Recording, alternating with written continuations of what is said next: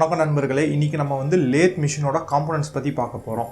நம்ம lathe machine components பார்க்குறதுக்கு முன்னாடி ஒரு சில விஷயங்கள் உங்களுக்கு எல்லாம் சொல்லிக்க விரும்புகிறேன். அதாவது பார்த்திங்கன்னா லேத் மிஷின் தான் முதல்ல கண்டுபிடிச்ச ஒரு மிஷின் டூல்னு சொல்லலாம், மெட்டலை கட் பண்ணுறதுக்கு. ஸோ அந்த மிஷினை பேஸ் பண்ணி தான் நிறைய மிஷின்ஸ் வந்துச்சு.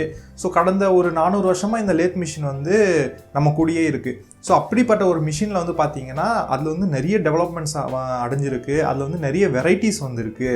ஸோ காலங்கள் போக போக அந்த காலத்துக்கு ஏற்ற மாதிரி அதில் நிறைய மாடுலேஷனும் நடந்திருக்கு. ஸோ அதனால் இவ்வளோ காலமாக இருக்கிற லேத்தில் நிறைய வெரைட்டி வந்திருக்கு. ஸோ அதனால் என்னென்னா நம்ம முக்கியமாக கவனிக்க வேண்டியது அதில் ஒரு சில காம்போனன்ட் மாறாமல் இருக்குது. அந்த காம்போனன்ட் பற்றி தான் நம்ம இந்த வீடியோவில் பார்க்க போகிறோம். உதாரணத்துக்கு பார்த்திங்கன்னா நம்ம மாடர்ன் ஸ்மார்ட் ஃபோன் எடுத்துப்போம். ஸ்மார்ட் ஃபோனை பொறுத்த வரைக்கும் அதுவும் நாளுக்கு நாள் டெவலப்மெண்ட் அடைஞ்சிக்கிட்டே வருது. முதல்ல ஒரு சிங்கிள் கேமராவில் வந்துச்சு பேக் கேமரா. இப்போ டபுள் ட்ரிபிள் அந்த மாதிரிலாம் வந்துட்டு இருக்கு இல்லையா. ஆனாலும் பேசிக் காம்போனன்ட்ஸ்னு சொல்ல போகிற ஒரு ஸ்மார்ட் ஃபோன் எடுத்துக்கிட்டோன்னா அதில் டச் ஸ்க்ரீனு, அதுக்கப்புறம் ஆடியோ ஜாக்கு, அதுக்கப்புறம் பார்த்தீங்கன்னா பேக்கில் கேமரா, அதுக்கப்புறம் பேனல், ஃப்ரண்ட்டில் ஸ்க்ரீனு, டச் ஸ்க்ரீனு. ஸோ இதெல்லாம் பேசிக்காக அதில் இருக்கக்கூடிய ஒரு காம்போனன்ட்ஸ். அது இல்லைனா அது ஸ்மார்ட் ஃபோன்னே நம்மளால் சொல்ல முடியாது.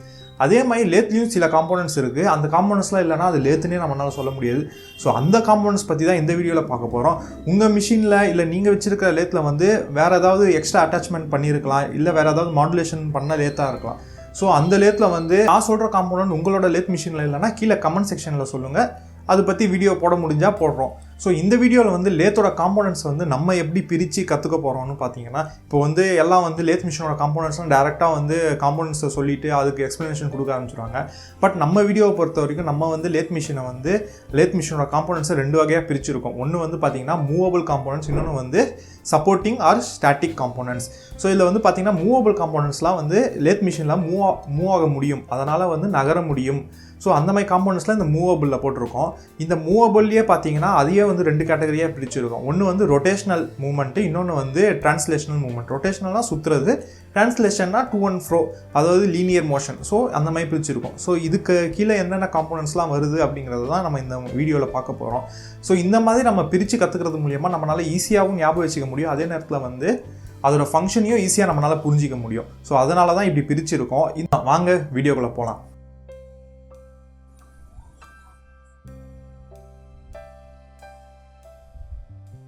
இப்போ நம்ம லேத்தோட காம்போனன்ட்ஸை பற்றி பார்க்க ஆரம்பிச்சிடுவோம். லேத்தோட காம்போனன்ட்ஸ் எங்கேருந்து பார்த்தா நம்மளுக்கு அண்டர்ஸ்டாண்ட் பண்ணிக்க ஈஸியாக இருக்கும் அப்படின்னு சொல்லி பார்த்தீங்கன்னா, எலக்ட்ரிக்கல் மோட்டார், அதாவது லேத் மிஷினுக்கு பவர் கொடுக்கக்கூடிய எலக்ட்ரிக்கல் மோட்டார்லேருந்து நம்ம லேத் மிஷினை காம்போனன்ட்ஸ் பார்க்க ஆரம்பிச்சோம்னா நமக்கு அண்டர்ஸ்டாண்ட் பண்ணிக்க ஈஸியாக இருக்கும். இப்போ இந்த எலக்ட்ரிக்கல் மோட்டார் எங்கே இருக்குன்னு சொல்லி பார்த்தீங்கன்னா, ஹெட்ஸ்டாக்னு சொல்லப்படுற அந்த இடத்துல கீழே நீங்கள் இந்த அனிமேஷனில் பார்த்தீங்கன்னா உங்களுக்கே தெரியும், இந்த எலக்ட்ரிக்கல் மோட்டார் கீழே ஃபிட் பண்ணியிருக்காங்க. இப்போ இந்த எலக்ட்ரிக்கல் மோட்டாரில் ஒரு எண்டில் பார்த்தீங்கன்னா நம்மளுக்கு அந்த ரொட்டேஷனல் மோஷனை கியர்ஸ்க்கு கன்வெர்ட் பண்ணுறதுக்காக ஒரு பெல்ட் யூஸ் பண்ணியிருக்காங்க. அந்த பெல்ட்டோட ஒரு எண்டு பார்த்தீங்கன்னா நம்மளுக்கு எலக்ட்ரிக்கல் மோட்டார்லையும், இன்னொன்று எண்டு பார்த்தீங்கன்னா கியர்ஸ் கூடயும் கனெக்ட் ஆயிருக்கு. இப்போ இந்த பெல்ட் பார்த்தீங்கன்னா கியர்ஸ் கூட கனெக்ட் ஆயிருக்கு. இப்போ இந்த கியர்ஸ்ல பார்த்தீங்கன்னா நீங்க நல்லா இங்க உத்து பார்த்தீங்கன்னா தெரியும், ஒரே ஒரு கியர் தான் மற்ற கியர்ஸ் கூட மெஷ் ஆயிருக்கு. இன்னொன்று கியர் சும்மா தான் இருக்கு. ஏன் அப்படின்னு சொல்லி பார்த்தீங்கன்னா, இது ரொட்டேஷனல் டைரக்ஷனை நம்ம சேஞ்ச் பண்றதுக்காக தான் இந்த மாதிரி ஒரு செட்டப் கொடுத்துருக்காங்க.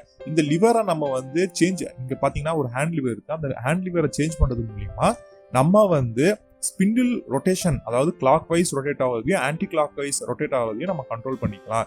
இப்போ இந்த கியரை நம்ம மெஷ் ஆகிறத விட இந்த கியரை நம்ம மெஷ் பண்ணோம்னா அப்போ அதோட டைரக்ஷன் சேஞ்ச் ஆகும். இதுக்காக தான் இந்த ஹேண்ட் லிவரும் வச்சிருக்காங்க. அதே நேரத்தில் இந்த மாதிரி ஒரு செட்டப் இங்க வச்சிருக்காங்க.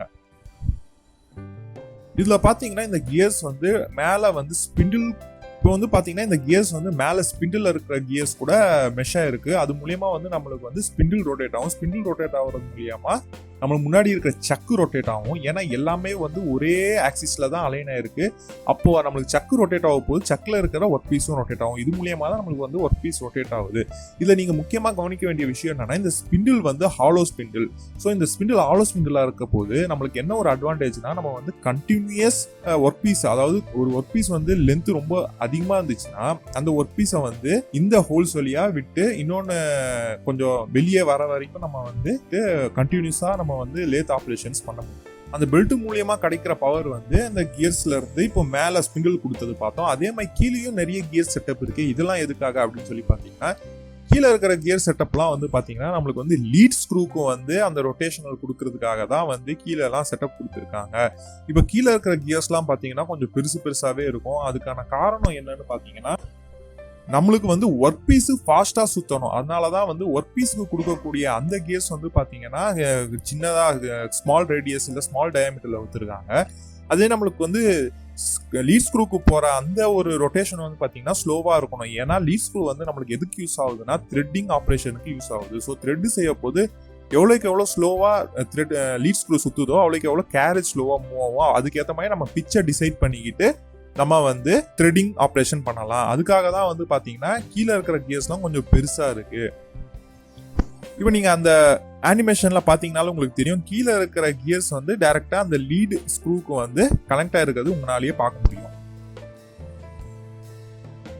இப்போ வந்து மேலே பார்த்தீங்கன்னா ஒரு ரெட் கலர் பட்டன் கொடுத்துருக்காங்க. அது வந்து ஒரு எமர்ஜென்சி பட்டன் சொல்லுவாங்க. சப்போஸ் நீங்கள் வந்து லேத் ஆப்ரேஷன் பண்ணிட்டு இருக்க போது லேத்தில் ஏதாவது ஒரு ப்ராப்ளம் வந்துச்சுன்னா, இல்லை ஏதாவது சவுண்டு திடீர்னு வந்துருச்சுன்னா, இல்லை நீங்கள் டெப்த் ஆஃப் கட்டு தெரியாமல் அதிகமாக கொடுத்துட்டீங்க அப்படின்னா, இப்போ வந்து இந்த எமர்ஜென்சி பட்டன் யூஸ் பண்ணி நீங்கள் வந்து லேத் மிஷின் வந்து ஸ்டாப் பண்ணிக்கலாம். ஸோ இந்த எமர்ஜென்சி பட்டன் என்ன பண்ணுன்னா, நம்ம ஒர்க் பீஸ் ரொட்டேட் ஆகிறதையும், அதாவது இந்த லேத் மிஷின் போகக்கூடிய பவரை வந்து உடனே கட் ஆஃப் பண்ணிடும். அதனால வந்து லேத் மிஷின் ஸ்டாப் ஆகிடும். இப்போ நம்ம பார்த்த அந்த gear setup, belt, electrical motor, அதுக்கப்புறம் இந்த எமர்ஜென்சி, அப்புறம் சக்கு, இது எல்லாமே சேர்த்தது தான் ஹெட் ஸ்டாக்னு சொல்றாங்க. இப்போ நம்ம வந்து கேரேஜ் பத்தி பார்ப்போம். கேரேஜ் வந்து பாத்தீங்கன்னா அதுதான் வந்து நம்மளோட டூல்ல வந்து ஹோல்டு பண்ணிக்கிட்டு இருக்கும். அதாவது கேரேஜ்ல இருக்கிற டூல் போஸ்ட் தான் டூலை வந்து ஹோல்டு பண்ணிக்கிட்டு இருக்கும். இந்த கேரேஜ் வந்து என்னன்னு பாத்தீங்கன்னா, இது வந்து லேத்ல வந்து டுவார்ட்ஸ் ஒர்க் பீஸும் அவே ஃப்ரம் ஒர்க் பீஸும் இந்த டூலை கொண்டு வரதுக்கும் இந்த கேரேஜ் தான் வந்து ஹெல்ப்ஃபுல்லா இருக்கும். அதாவது சிம்பிளா சொல்லணும்னா, இந்த கேரேஜ் வந்து லேத்ல வந்து லெஃப்ட் ரைட்டு இந்த ரெண்டு மோஷனையும் வந்து பார்த்துக்கும். இந்த கேரேஜை வந்து நம்ம மேனுவலாவும் வந்து மூவ் பண்ணலாம், இல்லைனா வந்து லீட் ஸ்க்ரூ கூட கனெக்ட் பண்ணி ஆட்டோமேட்டடாவும் நம்ம வந்து இந்த கேரேஜை வந்து மூவ் பண்ணலாம். நம்ம அப்படி மேனுவலா மூவ் பண்ணோம்னா, இங்க இருக்கிற ஹேண்ட் வீல், அதாவது ஹேண்ட் வீல் தெரியுது இல்லையா, இந்த ஹேண்ட் வீல்ல நம்ம ரொட்டேட் பண்றது மூலமா நம்மளோட கேரேஜ் வந்து ஆன்டி கிளாக் வைஸ் ரொட்டேட் பண்ண போது லெஃப்ட் சைடும், கிளாக் வைஸ் ரொட்டேட் பண்ண போது ரைட் சைடும் மூவ் ஆகும்.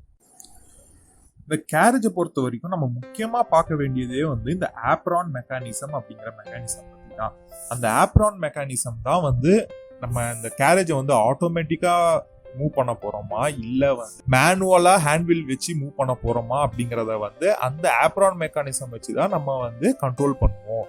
அதாவது பாத்தீங்கன்னா, இங்க நீங்க வந்து ஒரு கியரை பாக்குறீங்க இல்லையா, இப்போ இந்த அனிமேஷன்ல கியர் வந்து மேல ரேக் கூட கனெக்ட் ஆயிருக்கு. இப்போ இந்த ரேக்ல இருக்கிற இந்த ரேக்குக்கும் இந்த கியர்ஸ்க்கும் இருக்கிற அந்த ரேஷியோ தான் வந்து நம்மளோட லேத் மிஷினோட அக்யூரசியை வந்து டிசைட் பண்ணுது.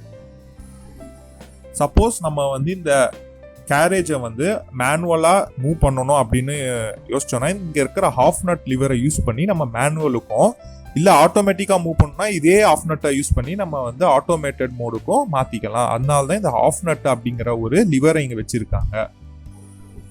அப்படி நம்ம இந்த கேரேஜோட மோஷன் வந்து ஆட்டோமேட்டட் பண்ணிட்டோம்னா, கீழே வந்து நம்மளுக்கு லீட் ஸ்க்ரூ கூட கனெக்ட் ஆயிடும். அப்படி கனெக்ட் ஆகுது மூலியமா வார்ம் வீல் அந்த ஒரு கியர் வந்து நம்மளுக்கு வந்து, அதாவது வார்ம் கியர் அரேஞ்ச்மெண்ட் வந்து நம்மளுக்கு கிடைச்சிடும். ஸோ அது மூலியமா வந்து பாத்தீங்கன்னா லீட் ஸ்க்ரூ ரொட்டேட் ஆகும் போது நம்மளுக்கு கேரேஜ் ஆட்டோமேட்டிக்கா மூவ் ஆகும். இவ்வளவுதாங்க, ரொம்ப சிம்பிள். இதுக்கு ஆப்ரான் மெக்கானிசம் வந்து ரொம்ப சிம்பிளான மெக்கானிசம். நம்ம வந்து அண்டர்ஸ்டாண்ட் பண்ணிக்கிறது ரொம்பவே சிம்பிளா இருக்கும். ஒன்றும் இல்லை, ஆட்டோமேட்டடா இல்லை லீட் ஸ்க்ரூ வச்சு நம்ம மூவ் பண்ண போறோமா அப்படிங்கிற டிசைட் பண்ற ஒரு சாதாரண மெக்கானிசம். இதை பத்தி நம்ம டீட்டெயிலா வரக்கூடிய வீடியோல பார்ப்போம். இப்போதைக்கு நீங்க இதை ஞாபகம் வச்சுக்கிட்டா போதும். இந்த கேரேஜுக்கு மேல இருக்கிற இந்த கிராஸ் ஸ்லைடுன்னு பாத்தீங்கன்னா, அந்த கிராஸ் ஸ்லைடு வந்து டூலை வந்து ஃப்ரண்ட் பேக் கொண்டு போறதுக்கு யூஸ்ஃபுல்லா இருக்கும். அதாவது பாத்தீங்கன்னா, கீழே கேரேஜ் வந்து நம்மளுக்கு வந்து டூலை வந்து லெஃப்ட் ரைட்டு, அதாவது towards the work piece away from the work piece கொண்டு போறதுக்கு எப்படி ஹெல்ப்ஃபுல்லா இருந்துச்சோ, இந்த கிராஸ் ஸ்லைடு வந்து நம்மளுக்கு வந்து டெப்த் ஆஃப் கட்டு கொடுக்கறதுக்கு யூஸ்ஃபுல்லா இருக்கும். கேரேஜ் ஒட்டு மொத்தமா பாத்தீங்கன்னா அது வந்து ஃபீடு கொடுக்கறதுக்கு ஹெல்ப்ஃபுல்லா இருக்கும். கிராஸ் ஸ்லைடு வந்து டெப்த் ஆஃப் கட்டு, எவ்வளோ அமௌண்ட் ஆஃப் மெட்டீரியல் நம்ம எடுக்கணும் அப்படிங்கிறத வந்து முடிவு செய்யறதுக்கு உதவக்கூடிய ஒரு மோஷனை கொடுக்கறது வந்து இந்த கிராஸ் ஸ்லைடு தான். ஸோ இந்த கிராஸ் ஸ்லைடு தான் இது இந்த கிராஸ் ஸ்லைடுக்கு மேலே தான் நம்ம டூல் போஸ்ட் வச்சிருப்போம். இந்த டூல் போஸ்ட்டில் தான் வந்து டூலை வந்து நம்ம அட்டாச் பண்ணி வச்சிருப்போம். இப்போ இந்த கிராஸ் ஸ்லைடோட மோஷனை வந்து கண்ட்ரோல் பண்ணுறதுக்கு ஒரு ஹேண்ட் வீல் வச்சிருப்பாங்க. ஸோ அதுதான் வந்து இந்த கிராஸ் ஸ்லைடு வந்து எவ்வளோ டிஸ்டன்ஸ்க்கு மூவ் ஆகணும் அப்படிங்கிறத கண்ட்ரோல் பண்ணும். கீழே வந்து பார்த்தீங்கன்னா ஆப்ரான் ஹேண்ட் வீல் இருக்குது. அது வந்து கொஞ்சம் பெருசாக இருக்கும். அது வந்து பார்த்தீங்கன்னா நம்மளுக்கு வந்து லெஃப்ட் ரைட்டு எவ்வளோ டிஸ்டன்ஸ்க்கு மூவ் ஆகணும் அப்படிங்கிறது, லெஃப்ட்டில் எவ்வளோ டிஸ்டன்ஸ் மூவ் ஆகணும், சப்போஸ் கிளாக் வைஸ் ரொட்டேட் பண்ணோம்னா ரைட்டில் எவ்வளோ டிஸ்டன்ஸ் மூவ் ஆகணும் அப்படிங்கிறத கண்ட்ரோல் பண்ணுறதுக்கு வந்து கீழே ஆப்ரான் ஹேண்ட் வீல் இருக்குது. இந்த கிராஸ் ஸ்லைடு வந்து எவ்வளோ ஃப்ரண்ட்டில் போகணும், எவ்வளோ பேக்கில் போகணும், எவ்வளோ டிஸ்டன்ஸ் ஃப்ரண்ட்டில் போகணும், பேக்கில் போகணும் அப்படிங்கிறத டிசைட் பண்ணுறதுக்கு இங்கே மேலே வந்து ஒரு ஹேண்ட் வீல் கொடுத்துருக்காங்க. ஸோ இவ்வளோ ஹேண்ட் வீல் கொடுத்துருக்காங்க. இதுக்கு மேலே தான் வந்து நம்மளுக்கு வந்து டூல் போஸ்ட் இருக்குது. டூல் போஸ்ட் வந்து பார்த்தீங்கன்னா நம்மளால வந்து இந்த டூல் போஸ்ட்டை வந்து ரொட்டேட் பண்ணிக்க முடியும். ஒட்டுமொத்த டூல் போஸ்ட்டையும் நம்மளால ரொட்டேட் பண்ணிக்க முடியும். அதுக்கு ஏன் அப்படி கொடுத்துருக்காங்கன்னு பார்த்தீங்கன்னா, ஒவ்வொரு ஆப்ரேஷனுக்கு வந்து நம்மளுக்கு ஒவ்வொரு ஆங்கிளில் வந்து நம்ம டூலை வைக்க வேண்டியதாக இருக்கும். அதனால தான் இந்த மாதிரி ஒரு ஃப்ளெக்சிபிலிட்டி லேத் மிஷினில் கொடுத்தாங்க. இந்த கிராஸ் ஸ்லைடோட ஹேண்ட் வீல்ல பார்த்தீங்கன்னா நம்மளுக்கு வந்து மெஷர்மெண்ட்ஸ் கொடுத்துருப்பாங்க. இந்த மெஷர்மெண்ட் யூஸ் பண்ணி நம்ம அக்யூரேட்டா வந்து பண்ணிக்கலாம். அதாவது டெப்த் ஆஃப் ஃபீடை கொடுத்துக்கலாம். கடைசியாக பார்த்தீங்கன்னா டைல் ஸ்டாக். இப்போ வந்து டைல் ஸ்டாக்ல வந்து பார்த்தீங்கன்னா எதுக்காக யூஸ்ஃபுல்லாக இருக்குன்னு சொல்லி பார்த்தீங்கன்னா, நம்ம வந்து ஒன்று நம்மளோட ராடோட லென்த்து, நம்ம வந்து ஒர்க் பீஸோட லென்த் அதிகமாக இருந்துச்சுன்னா இந்த டைல் ஸ்டாக்ல வந்து கொஞ்சம் சப்போர்ட்டிங்க்கு வந்து இந்த டைல் ஸ்டாக் ஹெல்ப்ஃபுல்லாக இருக்கும். அதே மாதிரி பார்த்தீங்கன்னா ட்ரில்லிங் அந்த மாதிரி ஆப்ரேஷனில் வந்து இந்த டைல் ஸ்டாக்ல ட்ரில் பிட் அட்டாச் பண்ணிட்டு நம்ம வந்து ட்ரில்லிங் ஆப்ரேஷனும் பண்ணிக்கலாம்.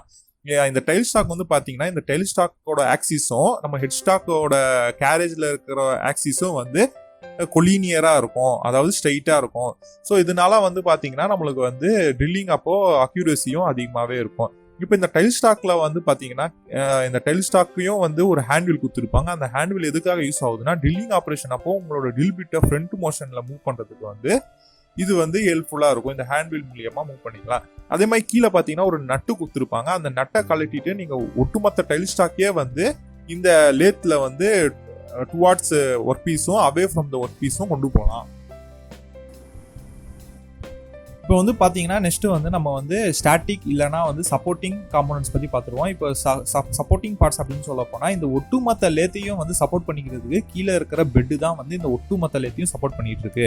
ஸோ இதுதான் வந்து முதல் சப்போர்ட்டிங் காம்போனன்ட். அதுக்கு அடுத்தது பார்த்தீங்கன்னா மேலே வேஸ்ன்னு ஒன்று இருக்கும். இந்த வேஸ் வந்து நம்ம ரயில் மாதிரி தான், நம்ம ட்ரெயின் வந்து ரயில்ஸ் மேலே போகுது இல்லையா. ஸோ அந்த மாதிரி தான் கேரேஜ் வந்து இந்த வேஸ் மேலே போவோம். இந்த வேஸ் வந்து பார்த்தீங்கன்னா இந்த கேரேஜை வந்து ஸ்ட்ரைட்டாகவும் எந்த ஒரு டீவியேஷனும் இல்லாமல் கொண்டு போகிறதுக்கு ஹெல்ப்ஃபுல்லாக இருக்குது. இன்னும் இதில் நிறைய சப்போர்ட்டிங் காம்போனன்ட்ஸ்லாம் இருக்குது. ஆனால் அதெல்லாம் வந்து நம்மளுக்கு அவ்வளோ இம்பார்ட்டன்ட் கிடையாது. இது வரைக்கும் நீங்கள் லேத்தோட காம்போனன்ட்ஸ் பற்றி தெரிஞ்சுக்கிட்டதே ரொம்ப போதுமான அளவு. ஸோ இதுக்கப்புறம் வர வீடியோவில் வந்து நம்ம லேத்தோட ஆப்ரேஷன்ஸ்லாம் பார்ப்போம். லேத்தோட காம்போனன்ட்ஸ் பற்றி நீங்கள் தெரிஞ்சுட்டு இருந்திருப்பீங்க அப்படிங்கிறத நான் நம்புகிறேன். ஸோ உங்களுக்கு வேறு ஏதாவது கொஷின்ஸ், ஏதாவது கேள்விகள் இருந்துச்சுன்னா கீழே கமெண்ட் செக்ஷனில் வந்து சொல்லுங்கள். இதேமாதிரி உங்களுக்கு தெரிஞ்ச மெக்கானிக்கல் ஸ்டூடெண்ட்ஸு, அதுக்கப்புறம் வந்து பார்த்தீங்கன்னா இன்ஜினியரிங் ஸ்டூடெண்ட்ஸ் தான், அவங்களுக்கும் இது யூஸ் ஆகும். டிப்ளமோ ஸ்டூடெண்ட்ஸ், ஐடிஐ ஸ்டூடெண்ட்ஸ் இல்லை கேட்டுக்கு ப்ரிப்பேர் பண்ணுறாங்க, இந்த மாதிரி ஸ்டூடெண்ட்ஸ்க்குலாம் வந்து நீங்கள் வந்து இந்த வீடியோ தாராளமாக அனுப்பி வைக்கலாம். அதேமாதிரி கம்பெனியில் யாராவது வேலை செய்கிறாங்க லேத் மிஷினில், அவங்களுக்கும் நீங்கள் தாராளமாக இந்த வீடியோவை அனுப்பி வைக்கலாம். இது வந்து ஒரு பேசிக் அண்டர்ஸ்டாண்டிங்காக தான், ரொம்ப டீப்பாலாம் போகல இந்த வீடியோவில் வந்து. அதனால் வந்து நீங்கள் தாராளமாக இதை வந்து உங்கள் நண்பர்களுக்கு ஷேர் பண்ணலாம். சப்போஸ் உங்களுக்கு இந்த வீடியோ ரொம்ப பிடிச்சிருந்துச்சுன்னா கீழே லைக் பண்ணுங்கள். அப்படி உங்களுக்கு பிடிக்கலன்னா டிஸ்லைக்கும் பண்ணுங்கள். டிஸ்லைக் பண்ணிவிட்டு எதனால் பிடிக்கல அப்படிங்கிறத நீங்கள் கமெண்ட் செக்ஷனில் போட்டிங்கன்னா அதுக்கேற்ற மாதிரி நாங்களும் இம்ப்ரூவ் பண்ணிவிட்டு அடுத்த வீடியோக்களை தருவோம். நன்றி.